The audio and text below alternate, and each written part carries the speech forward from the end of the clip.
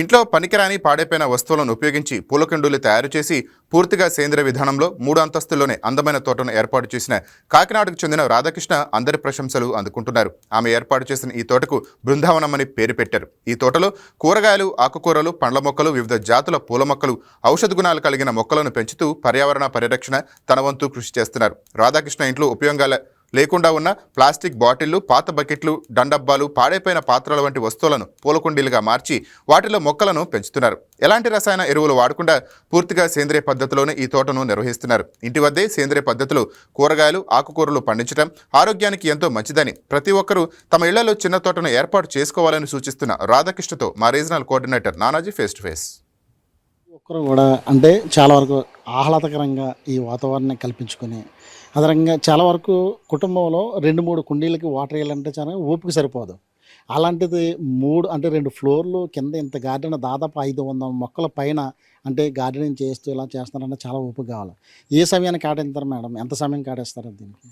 Morning 6 నుండి 7:30, 8 వరకు కొంత పని చేసుకొని పైన టెర్రస్ మీద చేసి వస్తానండి. వచ్చిన తర్వాత కిందని కొంచెం కాఫీ టిఫిన్ అయిన తర్వాత కిందన ఒక 1 అవర్ 1.5 అవర్ మళ్ళీ వర్క్ చేసుకుంటానండి. అంటే ఏంటంటే ఎండిపోయిన ఆకులు, చెత్త చెదారం ఏమైనా ఉన్నాయా, లేకపోతే ఏమైనా డిసీజులు వచ్చాయో చెక్ చేసుకుంటాను. ఈవినింగ్ 4:30 అయ్యేసరికి వెళ్ళినండి ఆ రోజు వాటికి ఏమైనా సారవంతమైన ఎరువులు ఇవ్వాలన్నా, లేకపోతే లిక్విడ్స్ పొయ్యాలన్నా అవన్నీ చేసుకొని వాటరింగ్ చేసుకొని వచ్చేసరికి మళ్ళీ ఈవినింగ్ 2 అవర్స్ పడుతుందండి. రోజు మొత్తం మీద మనం ఒక 6 అవర్స్ అయినా మినిమము వర్క్ చేస్తానండి నేను.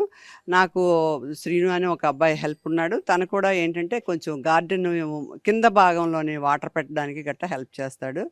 మిగతాది ఆల్మోస్ట్ చెక్ చేసుకోవడం, వీటికి ఎరువులు తయారు చేసుకోవడం ఇవన్నీ. ఇది కాకుండా మధ్యాహ్నం పూట ఖాళీగా ఉన్న టైంలో ఏంటంటే ఈ ఫిష్ ఎమినో యాసిడ్ ఫ్రూట్లతోటి లేకపోతే డిఫరెంట్ లిక్విడ్స్ ఇస్తాను.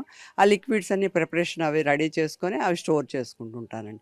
చేత రోజుకి 6-7 గంటలు మనం కష్టపడాలి. నేనేంటంటే ఇది కష్టం అనుకోవట్లేదు, చాలా ఇష్టంగా చేసుకుంటున్నాను. నాకు బాడీ ఎక్సర్సైజు అవుతుంది. అబోవ్ 65 నేను ఇప్పుడు. అయినా నాకు అలా అనిపించదండి. నేను ఇంకా యంగ్, నేను ఇంకా ఏదో చెయ్యాలి, ఇందులో ఏదో సాధించాలన్న ఆలోచన ఉన్నది. అందులో చాలా ఆనందం కూడా ఉన్నదండి నాకు. ఈ ఈ మొక్కలు కానీ ఇట్లు కానీ పెస్టిసైడ్స్ కానీ అలాంటివి ఏమైనా వాడతారా మేడం? అస్సలండి జీరో పెస్టిసైడ్స్ వాడతామండి. కెమికల్ అన్నదే మా గేట్ లోపటే ఉండదు అస్సలు. ఆవు పేడ, మామూలు పశువుల పేడ, జీవామృతం, ఓడబ్ల్యూడిసి, ఇలాంటి డిఫరెంట్ కిచెన్ వేస్ట్. మా కిచెన్ వేస్ట్ని కూడా అస్సలు వేస్ట్ చేసుకోండి. మా కిచెన్ వేస్ట్ మేము కంపోస్ట్ తయారు చేసుకుంటాం. అలాగే మా ఇంట్లో ఏ వ్యర్థాలున్నా ఆకులు, ఎండిపోయిన ఆకులు అవి కూడా మేము పారేవండి. వాటిని ఓడబ్ల్యూడిసి కలిపి కొంచెం కుళ్ళబెట్టుకొని మళ్ళీ మొక్కలకు వాడుకుంటాం. మా వాకిట్లో తుడిచిన ఒక ఆకు కూడా మేము వేస్ట్ చేసుకోం. మా ఇంట్లో వాడిన ఒక ఉల్లిపాయ తొక్క కూడా బయటకు పోదు. మేము తిన్న ఏ ఫ్రూట్ తొక్క కూడా బయటకు పోదండి. అన్నీ కూడా ఎప్పుడైనా ఏవైనా ప్లాస్టిక్, అవి కూడా ప్లాస్టిక్ బాటిళ్ళు గట్టా మేము డ్రింక్స్ తాగము.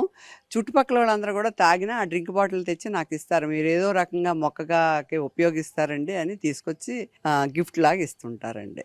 చాలా ధన్యవాదాలు మేడం, మంచి సమాచారం ఇచ్చినందుకు.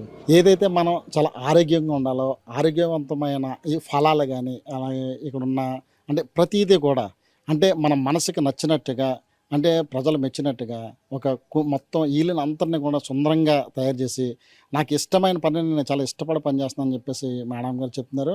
అదే రకంగా ఇందులో ఎలాంటి పెస్టిసైడ్స్ కానీ ఏవి జీరో పెస్టిసైడ్స్ అంటే ఎలాంటివి వాడకుండా అంటే డైరెక్ట్గా తీసుకుని తినేలాగా, ఏదైనా ఫలం వచ్చిందంటే డైరెక్ట్గా తీసుకుని తినేలాగా తయారు చేసుకుని అలా ఇంట్లో ఉన్న చెత్త కూడా ఎలాంటిది పాడేయకుండా దాన్ని కూడా వినియోగించుకొని దాన్ని కూడా వీటికి ఒక ఎరువుల కింద మలిచి అంటే మన ఇంట్లో ఉన్న రీసైక్లింగ్ ప్రోడక్ట్ అంటే ఏదైతే వేస్ట్ ఉన్నదో ఆ వేస్ట్ మళ్ళీ దీనికి పెట్టి అలాగే మొత్తం ఇదంతా కూడా చాలా సురక్షితంగా కాపాడుతుందని చెప్పేసి రాధాకృష్ణ గారు చెప్తున్నారు. ఇదే విధంగా అందరూ కూడా ఫాలో అయితే కనుక మన ఆరోగ్యం మన చేతుల్లో ఉంటుందని కూడా చెప్పుకోవచ్చు. కెమెరామెన్ ఉదయ్ భాస్కర్తో నానాజీ, కాకినాడ. ఈ వీడియో మీకు నచ్చినట్లయితే లైక్ చేయండి, షేర్ చేయండి, మా ఛానల్కి సబ్స్క్రైబ్ చేయండి.